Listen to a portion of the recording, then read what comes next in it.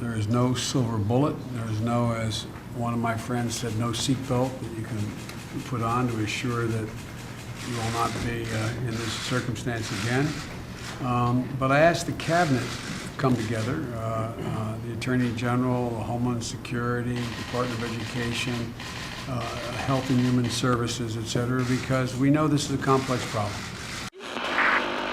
Over the past 20 years, our violent crime rate in the U.S. has dropped by 50%.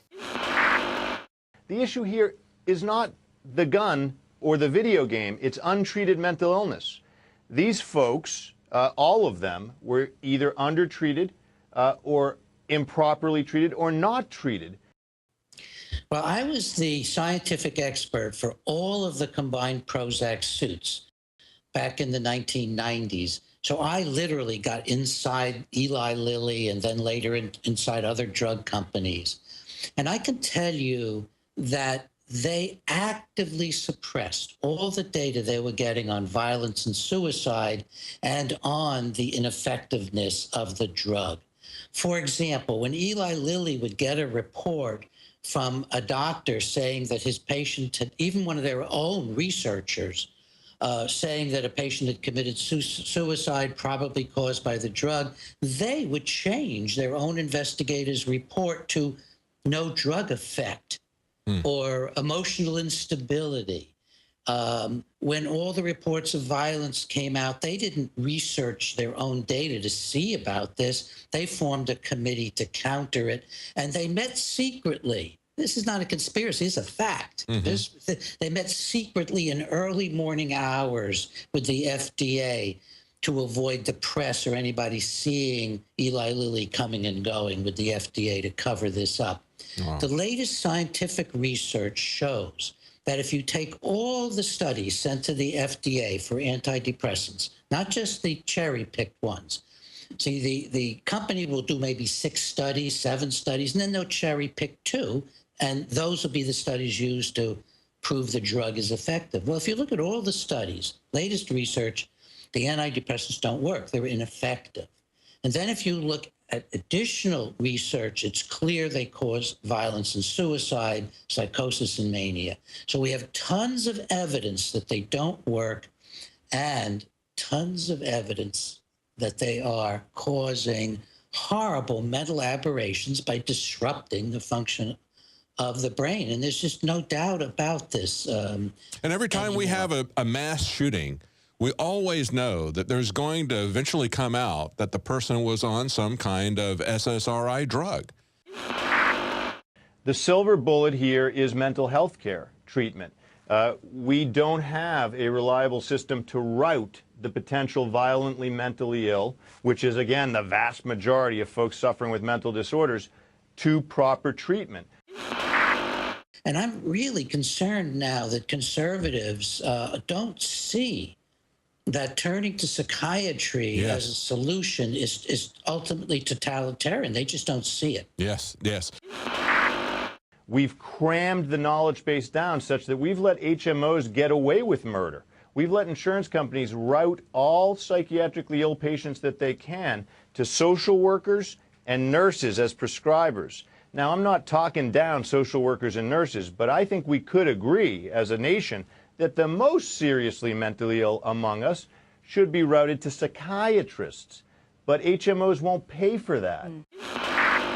Nearly every single one has been through psychiatry. Whether they're on a drug or not, nearly everyone has been through psychiatry. That means beefing up psychiatry isn't going to save us from violence. Psychiatrists make people violent by humiliating them, which is the ultimate source emotionally of most violence, is feeling humiliated and impotent. So psychiatry makes people feel that way with the diagnoses, the drugs, the hospitals.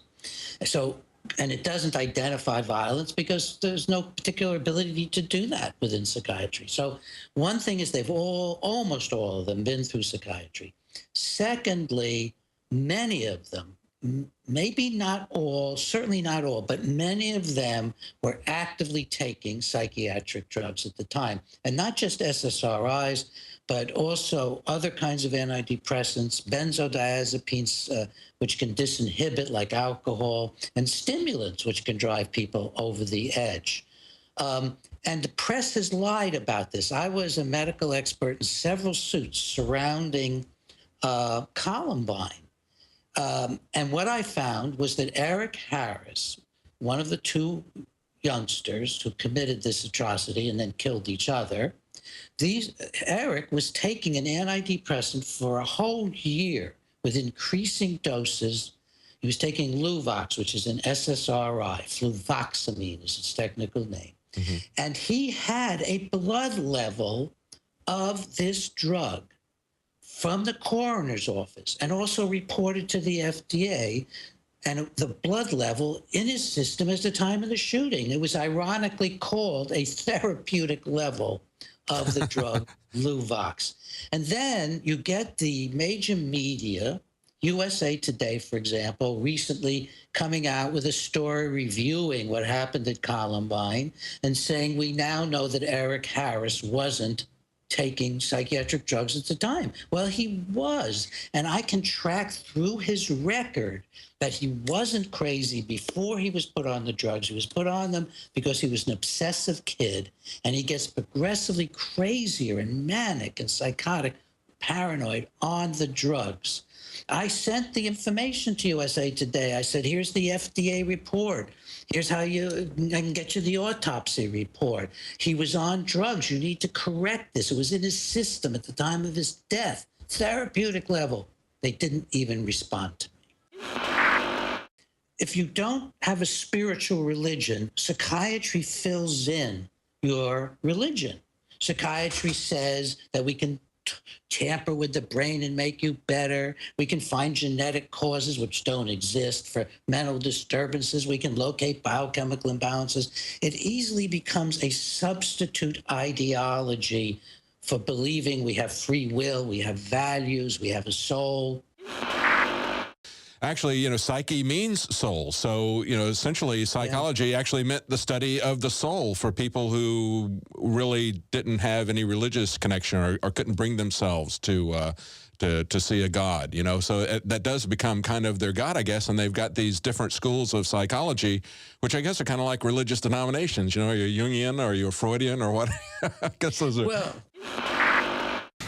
we know there's no single answer, and quite frankly, we don't even know whether some of the things people think impact on this actually impact on it or not. It's like Catholicism in the 14th century, because you have your National Institute of Mental Health, which is fundamentally a support group for psychiatry. You have your FDA, which legitimizes psychiatric drugs, none of which are really legitimate. I mean, they're usually studied for 3 or 4 or 5 weeks. They're completely controlled in the studies by the drug companies.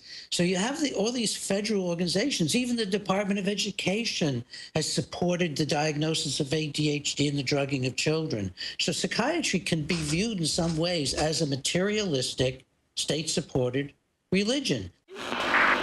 We all know there's a rise in suicides and anxiety and depression. And instead of actually treating the underlying issues through new technologies, they just hand out pills. This database here has got over 4,800 different articles linked up to people doing crimes, committing crimes while they were high on dope. And I mean mainstream, mainline, pharmaceutical grade dope. Now look, over here they got them all sorted by, you can click on all the red buttons here, and it'll sort it like that. And they're pretty current as far as like all the different articles they've covered. You can see here all the school shootings and stabbings, and if I start to scroll down, you'll start to get nauseous. It just keeps going. Dig into it and check it all out. And then check this out on the Center for Disease Creation and Proliferation. Antidepressant use in persons aged 12 and over, United States, 2005 to 2008. Now, let me scroll down and check this out. About 1 in 10 Americans aged 12 and over take antidepressive medications. I'm telling you. There's another one here. Here's WebMD. Don't forget, the MD stands for mostly disinformation. I'm going to scroll down though. Look at all the list. These are all the list of medications for depression. Start looking at this list and you get depressed, huh? Yeah. I'll leave you this one here too. It's on Statistica. It's the top antidepressant drugs in the United States based on revenue in 2011, 2012. And you can see Cymbalta, that's $4 billion there, ladies and gentlemen. That's a lot, huh? One is, don't rush and just stop taking your psychiatric drugs after listening to us today, because stopping drugs is as dangerous as starting them, because it throws your brain out of balance once again. And I've written a book called Psychiatric Drug Withdrawal, which talks about safe and effective withdrawal from drugs. The other point I want to say is, whether you believe your brain is God-given or evolution-given, you have within yourself the power to overcome your worst emotional suffering. You have the power within yourself to regain your autonomy. You can become more and more self-determined. The key to a good life is moral, ethical, and principled relationships with other human beings. And human beings heal each other. Mechanics doesn't heal us. Psychiatry doesn't heal us. You know, don't accept this cultural avalanche that is robbing us of our belief in ourselves as souls, as human beings who can handle our own lives. And if we need help, we need human, caring, loving help. We don't need destructive interventions into our brains. That is so wise.